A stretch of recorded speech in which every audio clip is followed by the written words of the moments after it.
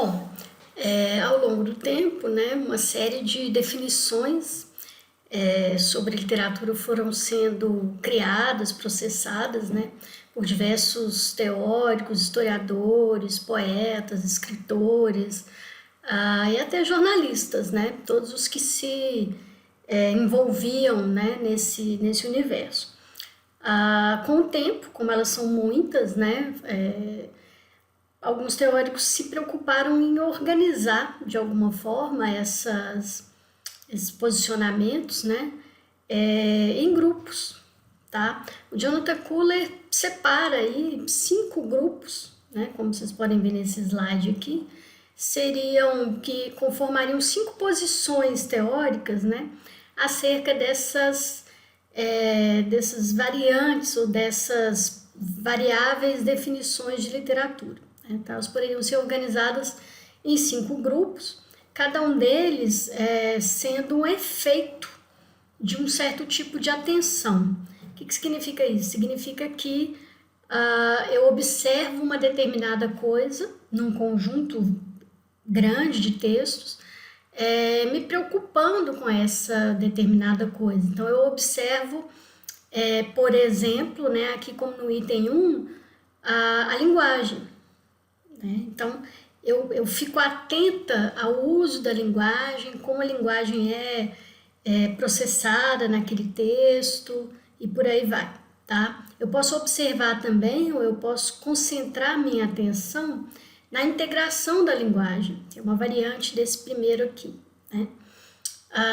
Ou na ficção, como eu já comentei um pouco antes, ou em questões estéticas, né? Ou éticas, ou nas questões intertextuais ou metalinguísticas, que é o caso desse último item aqui. Tá? Eu vou falar um pouquinho de cada um deles. Existem outros, tá? Mas o Jonathan Kuhler fala dessas 5 posições teóricas que eu acredito que de fato embarquem, né, boa parte do que já se pensou sobre o conceito de literatura ao longo do tempo, ok? Então, essa atenção, essa observação concentrada numa determinada coisa, né, acaba sendo um recorte, né, específico que procura por uma especificidade. Né?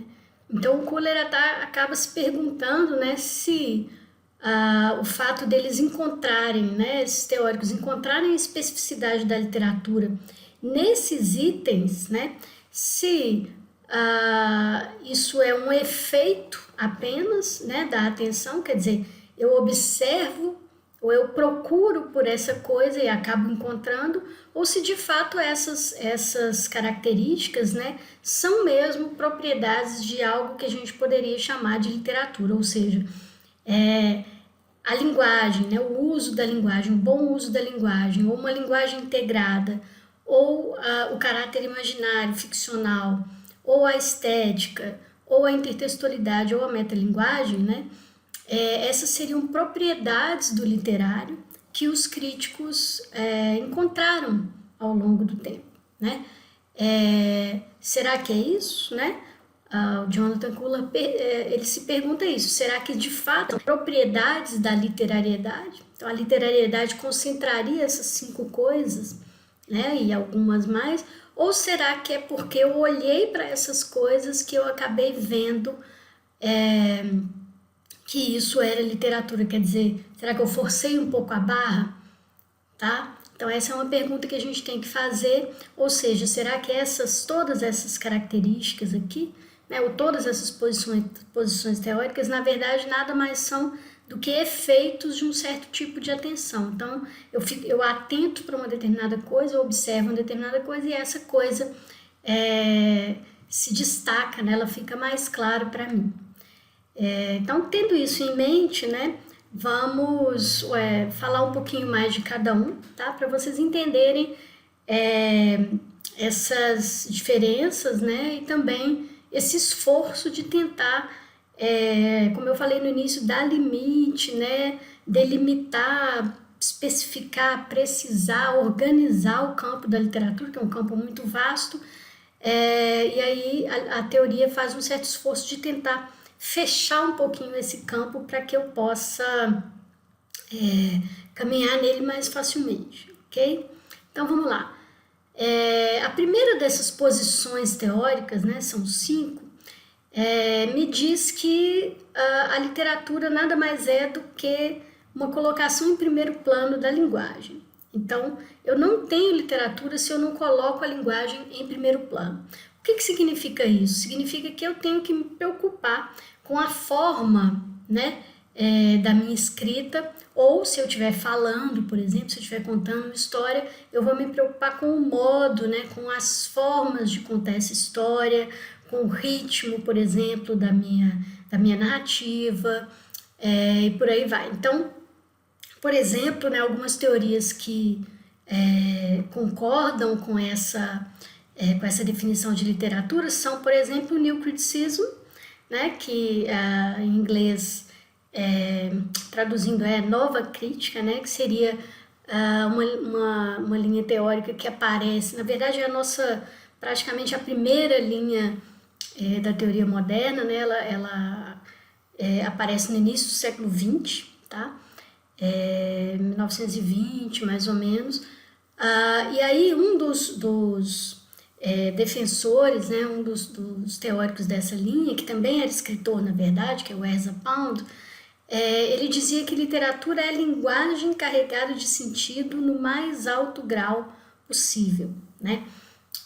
A literatura é a linguagem carregada de sentido e a grande literatura é uma linguagem carregada de sentido num altíssimo grau, no mais alto grau possível, tá?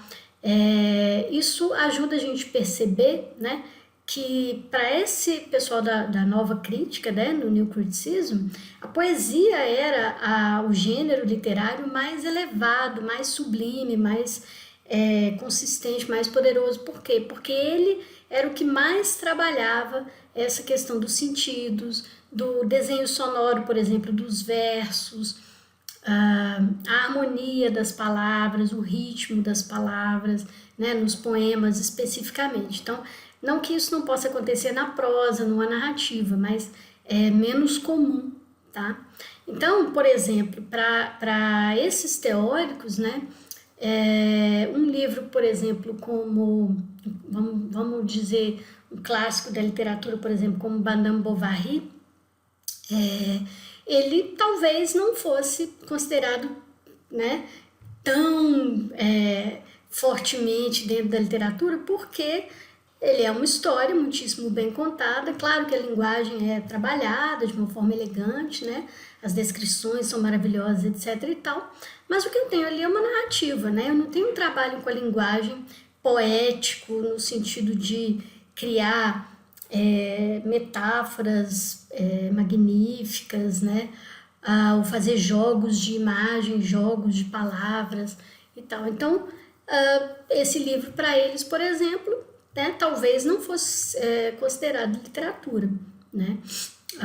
Aqui no Brasil, por exemplo, a Clarice Lispector talvez não fosse considerada literatura porque ela tem uma literatura muito mais filosófica, muito mais da reflexão, né? Tem narrativas ali também, uma literatura em prosa. Claro que ela trabalha a linguagem, mas não essa não é digamos, o foco principal dela. Portanto, né, é claro que é uma linguagem carregada de sentido, mas não é no mais alto grau possível. Portanto, talvez ela até fosse considerada literatura, mas uma literatura menor, né? Enquanto Guimarães Rosa, por exemplo, que tem um trabalho com a linguagem muito sofisticado, né, imenso, então ele sim seria considerado, né, por esses teóricos do neocriticismo, ele seria considerado, seria muito mais valorizado que a Clarice, tá? O formalismo russo, né, também foi uma linha teórica que considerou essa questão, né, da linguagem em primeiro lugar. Ela observa isso, né, bastante. Então, de acordo com eles, né, eles cunharam o conceito de estranhamento. Então, se um determinado texto não provocasse algum tipo de estranhamento no leitor, e um estranhamento propriamente linguístico, né, da forma como essa linguagem é processada no texto, se não há esse estranhamento, né, eu não tenho literatura. Então, eu posso contar uma história, inclusive muito bem contada, mas se o leitor não é incomodado de alguma forma, se não há um estranhamento qualquer, eu não tenho literatura, ok? Então, esses são teóricos, inclusive, considerados formalistas. Por que formalistas? Porque eles estão mais preocupados, ou bastante preocupados, com a forma, né? Claro que eles se preocupam com outras coisas também, mas o foco deles de atenção, né? A atenção deles está concentrada na linguagem, ok? Na forma da linguagem, no modo como essa linguagem é estruturada, como ela é colocada, como ela é organizada no papel e tal. Então, para esses formalistas, por exemplo, no caso da literatura brasileira, né, a poesia concreta, por exemplo, né, seria extremamente valorizada, né, porque ela trabalha uma série de questões, inclusive questões gráficas, né, a relação da letra com o papel e tal. Então, a forma é muito importante, tanto que se chama poesia concreta, né. Então, dependendo, né, já dá para ver, né, nessa primeira posição teórica aqui, que dependendo do que você olha, você valoriza um determinado texto em detrimento de outro, tá? Mas todos esses textos são literários, né? Ao longo da história eles foram considerados como literatura, mas em determinadas épocas alguns foram mais valorizados que outros, porque aquela época específica valorizava uma coisa específica, como eu disse aqui, né? Então, no início do século, por exemplo, né, do século XX, a partir de 1920, mais ou menos, tanto na Inglaterra e nos Estados Unidos, com a nova crítica, né, quanto na Rússia, por exemplo, o que se valorizava era a linguagem, o uso da linguagem, a forma, a sua organização, o seu ritmo, o uso de figuras de linguagem e tal. Então, tudo isso leva a valorizar um determinado gênero, né, que usa mais esse tipo de coisa, que é a poesia, né? Então, a poesia nesse momento, né, histórico, era muito mais valorizada, muito mais respeitada do que outras formas literárias, tá bom? Essa segunda posição teórica, né, que vê a literatura como integração da linguagem, ela é, na verdade, uma variante dessa primeira aqui, né? Eu também estou observando a linguagem, também estou colocando ela em primeiro plano, tá? Só que eu vou olhar outras coisas agora, né? Vou olhar questões um pouquinho mais complexas do que essa primeira aqui. Nesse primeiro caso, eu estou olhando questões mais formais, né? Relacionadas, por exemplo, metáforas, uso de figuras de linguagem e tal. Aqui, né, eu já vou tentar observar como esses elementos, por exemplo, as metáforas, as metonímias, a ironia, os paradoxos, né, como eles vão se relacionar uns com os outros, né? Eu vou buscar níveis suplementares de significação, eu vou tentar observar como a organização linguística do meu texto constrói níveis de sentido, né, e relações entre forma e sentido mais complexas. É como se esse segundo posicionamento, né, fosse uma complexificação do primeiro ou um aprofundamento, na verdade. Até porque esse primeiro posicionamento, né, ele, né, como eu falei, uma das linhas teóricas que tinha essa posição eram os formalistas russos, né? Aqui eu já tenho também os formalistas russos, mas já na terceira fase do formalismo russo, né?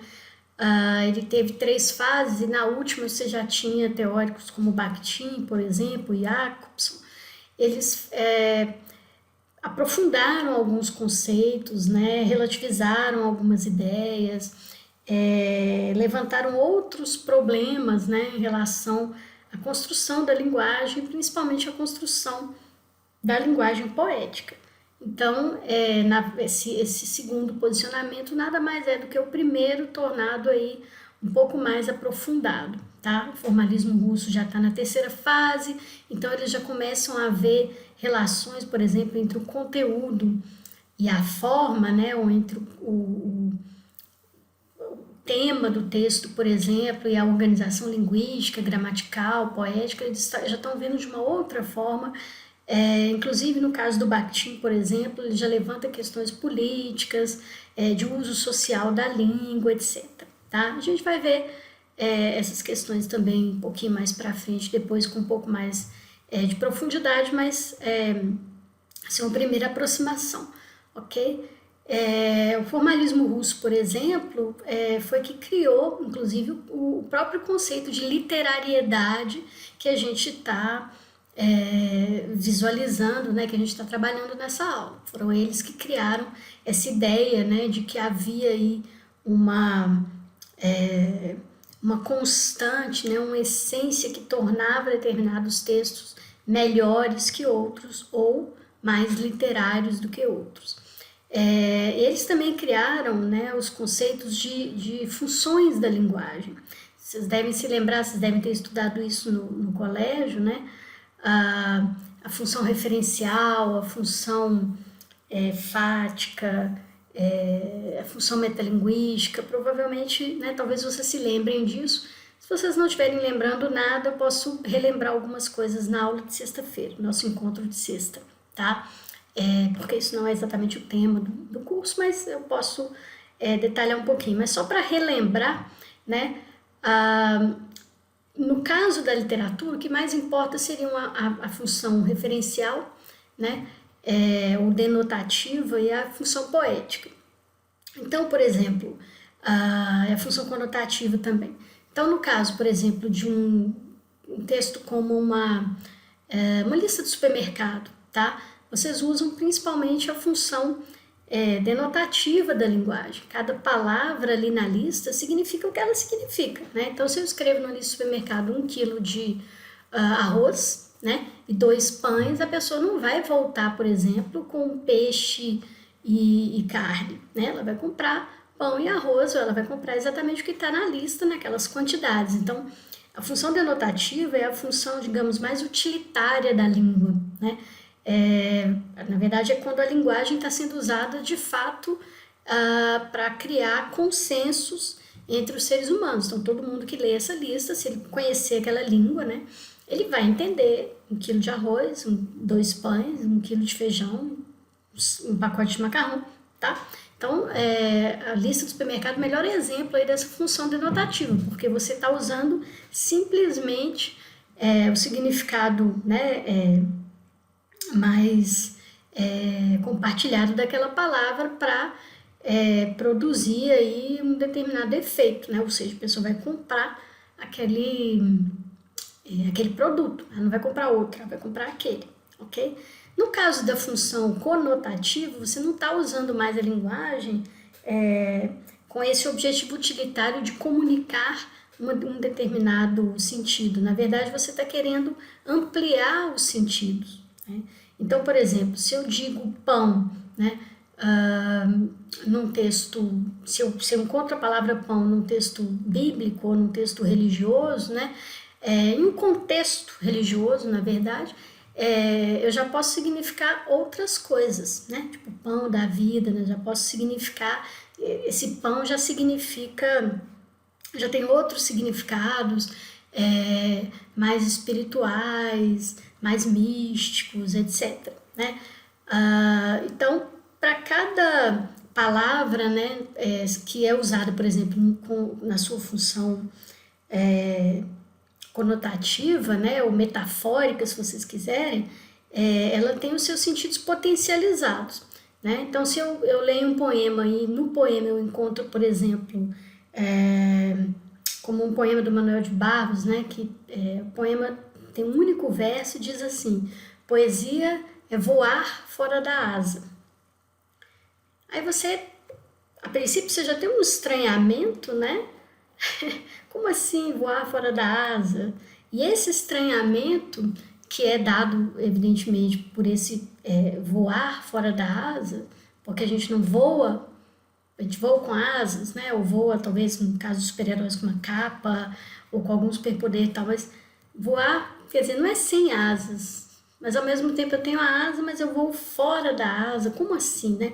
Então esse estranhamento já provoca no leitor uma série de inquietações em relação ao que significaria esse voar fora da asa. Então, ele vai tentar se organizar em termos de linguística, de forma, de sentido, ele vai tentar ali, na cabeça dele, criar aquela imagem mental que não pode nem ser desenhada num certo sentido, né? Assim, de tão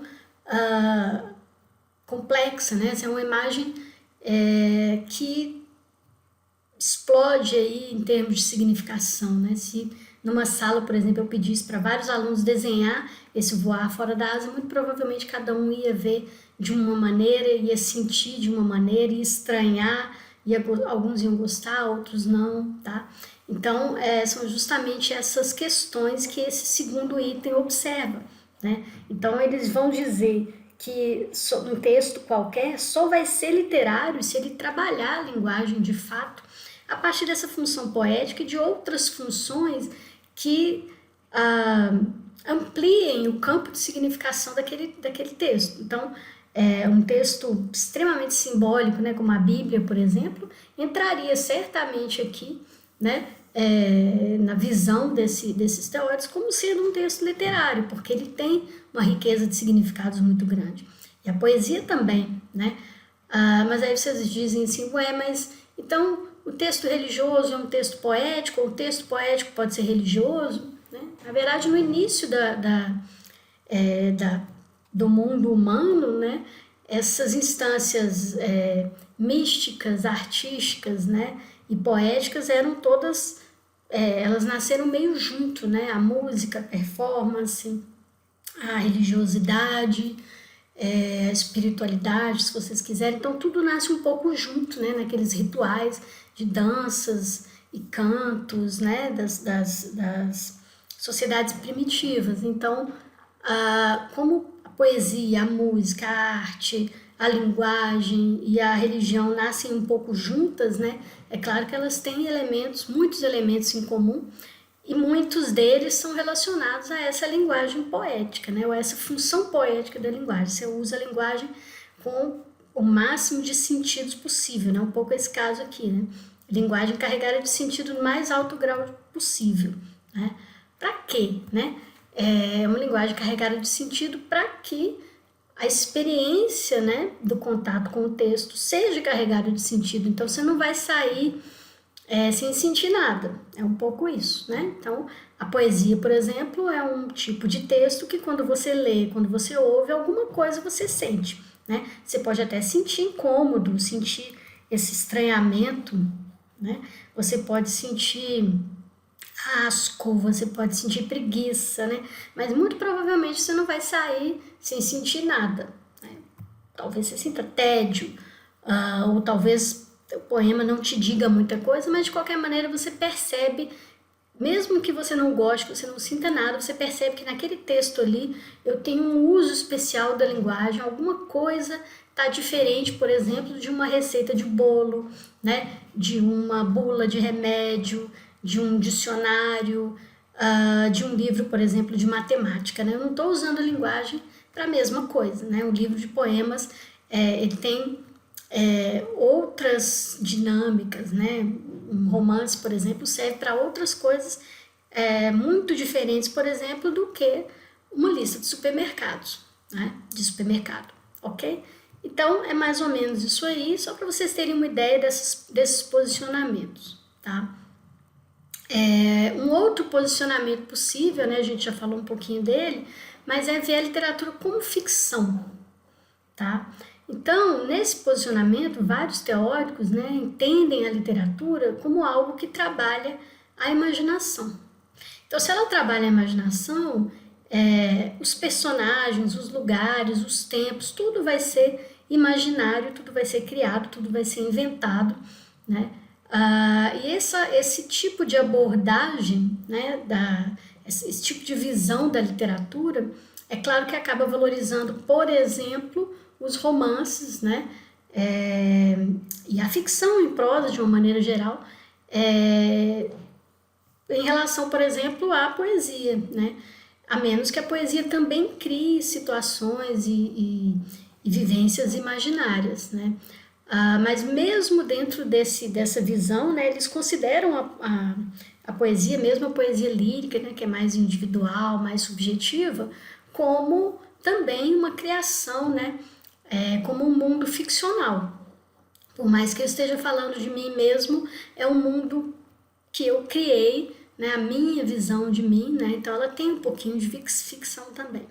Aliás, essa terceira visão da literatura, né, ela acaba estimulando questões interessantes, porque se eu vejo a literatura como ficção, isso significa que ela pode me convidar enquanto leitor, né, para ver o mundo de uma outra forma, para ver o mundo real de uma outra forma, para ver a verdade de uma outra forma, até a mentira, né, de uma outra forma. Então, que forma é essa, né? Porque a gente sempre tende a imaginar que o mundo real, né, que ele existe de uma maneira muito, muito rígida, muito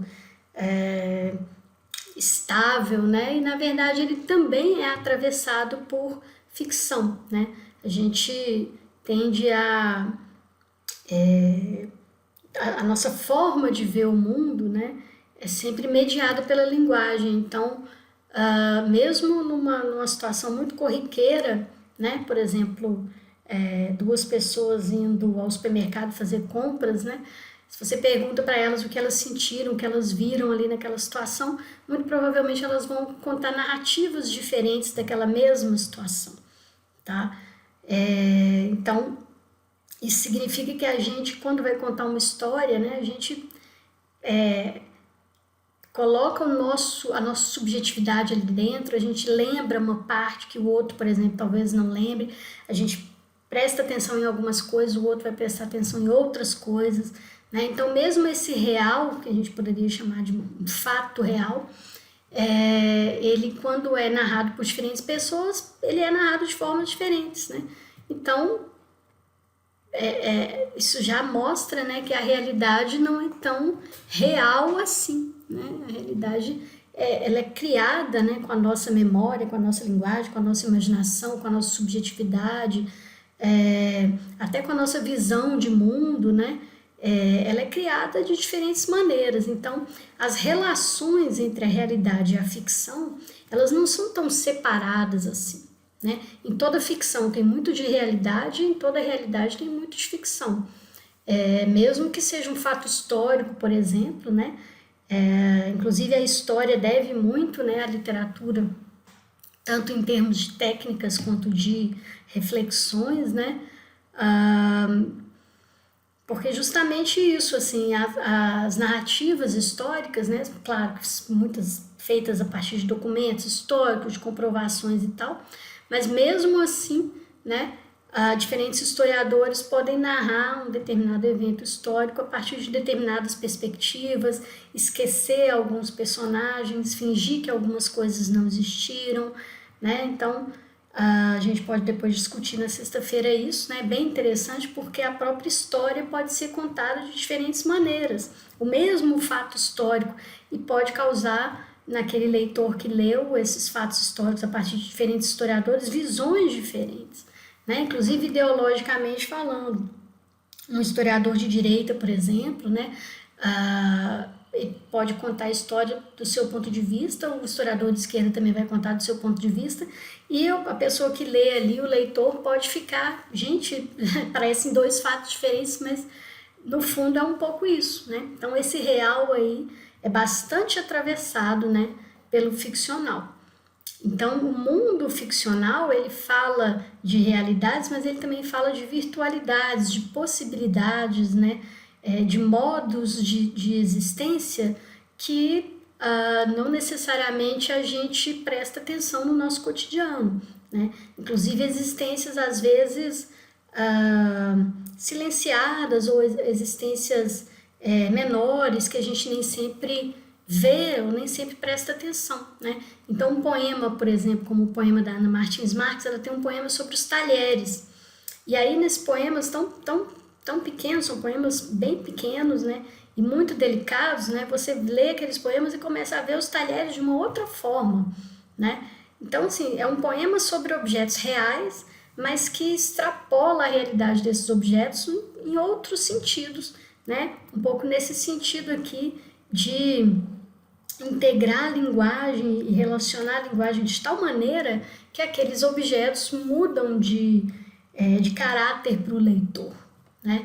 Então, um pouco está nessa citação aqui, né? A ficcionalidade da literatura deixa a relação da obra com o mundo aberta à interpretação, né? Então, a partir do momento que se começa a perceber que a realidade está atravessada pela ficção e a ficção está atravessada pela realidade, né? O próprio mundo se modifica aos nossos olhos, né? Ele pode virar uma coisa mais ampla, mais complexa, mais sutil, mais bonita também, né? É isso que a literatura faz, especialmente essa literatura dita ficcional.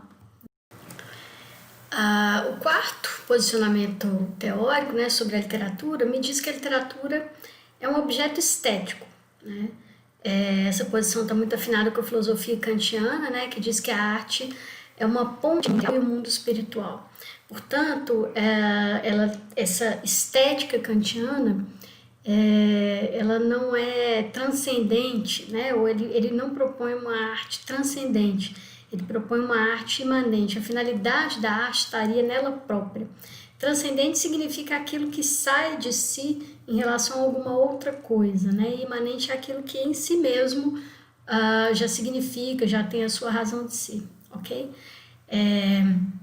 Então, por exemplo, no caso da literatura, seria algo mais ou menos assim. Se a arte só é arte quando ela não tem um fim, ou quando o fim dela é o próprio fim, né? Seria essa finalidade sem fim da arte, como diz o Kant. Isso significa que esse objeto artístico ele não tem uma utilidade, uma funcionalidade, uma finalidade para além de si mesmo, fora dele mesmo, que transcenda ele próprio. Que transcenda significa que saia dele em direção a outra coisa, ok? Então, uma finalidade transcendente, por exemplo, seria uma finalidade espiritual no sentido religioso, por exemplo. Então, no caso do texto bíblico, isso ajudaria a gente a responder, né, aquela questão lá atrás, se a Bíblia usa tantas... a Bíblia ou outro texto religioso, tá? Qualquer texto religioso. Então, como a Torá, por exemplo, o Corão, ok? Então, um texto religioso, ele é pleno de significados, né? Ele tem muitos significados, usa muitas metáforas, ele é um texto muito simbólico.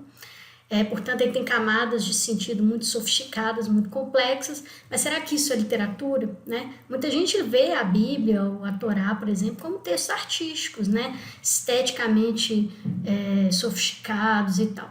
Mas será que eles são literatura? Né? O Kant aí já diria que não, porque a finalidade deles é causar um determinado efeito espiritual ou místico, né? Fazer com que a pessoa se encontre com Deus, né? Ou com Jesus, ou dependendo da religião, né? com os deuses, se for uma religião politeísta, enfim, né? Ou com Alá, né? Então, o objetivo do texto, a finalidade do texto, não é sem fim, é uma finalidade que tem um fim, né? Que tem um objetivo que é místico, que é espiritual, que é produzir a salvação, por exemplo, ou a redenção dos pecados e por aí vai, ok? Se for, por exemplo, um texto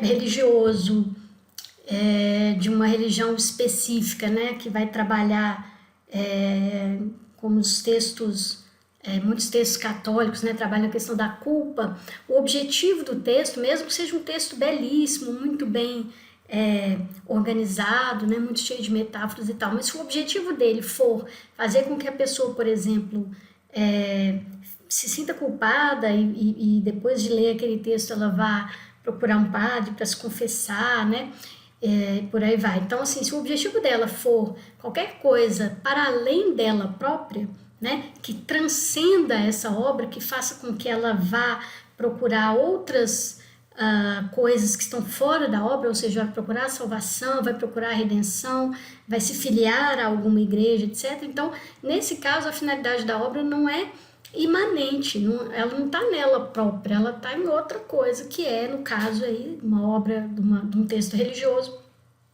justamente a construção de uma espiritualidade ou um incentivo a participar de uma determinada religião e tal. Então, esse texto, né, bíblico, por exemplo, um texto, a Torá ou Alcorão, não seriam considerados, para o Kant, né, não seriam considerados artísticos, porque eles teriam um fim que transcende a eles próprios, ou seja, um fim que sai deles e vai em direção a outra coisa, no caso, a religião. Isso também, essa posição também ajuda a gente a pensar em textos, por exemplo, obras, por exemplo, como a do Paulo Coelho, né?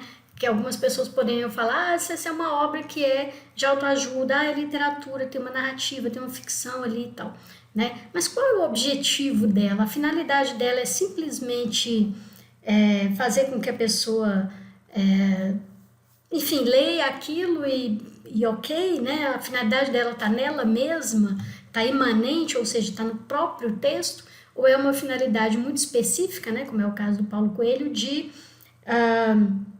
produzir uma determinada verdade que vai fazer com que a pessoa se sinta bem. O objetivo, né, da autoajuda de uma maneira geral é fazer com que a pessoa ou que ela modifique determinados atos da vida dela, ou que ela se sinta bem em algumas questões, ou que ela se sinta mal em algumas outras, a ponto de se transformar suas ações e tal. Então ela tem objetivos que são transcendentes, que saem fora dela, né, em busca de alguma outra coisa. Tanto é que o nome é autoajuda, quer dizer, você vai ler o texto e vai se autoajudar. Ou seja, ele tem uma utilidade, ele tem uma finalidade, né, que não é a própria obra, a finalidade dele é outra. Portanto, de acordo com Kant, o Paulo Coelho, por exemplo, não seria literatura, né, e muito menos seria arte, porque o objetivo dele é, teoricamente, pelo menos é o que se depreende do texto, né, é ir além dele próprio, fazer com que a pessoa modifique o seu posicionamento sobre determinadas coisas e tal.